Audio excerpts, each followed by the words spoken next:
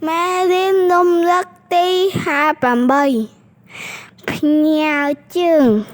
មើលជើងកមកកមើលជើងខមកខ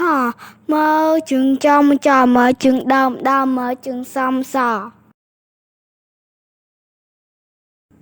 ការអានអត្ថបទខ្លីសាដើមមកៈយ៉ាផ្ទះម្ដាយខ្ញុំនៅបដុំអាសាដើមមកៈផ្ទះម្ដាយខ្ញុំនៅផ្លូវម្ខាងហើយផ្សារដើមមកៈនៅផ្លូវខាងទៀតចាស់ផ្សារដើមមកៈជាបងជីដូនមួយរបស់ម្ដាយខ្ញុំដូច្នេះហើយតបដែលខ្ញុំជួយមើលខុសត្រូវសារដើមមកៈ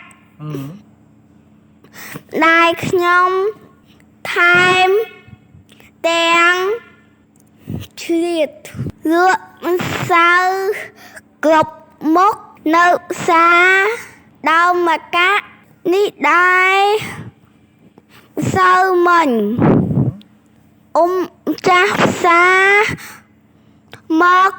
លេងដៃខ្ញុំយូរម្ដងទៅពួកគាត់បានជួបគ្នាដែលខ្ញុំប្រាប់ថាតួដេកក្ដីយើងកុំភ្លេចគ្នាចាស់ផ្សារដបថាខ្ញុំនឹង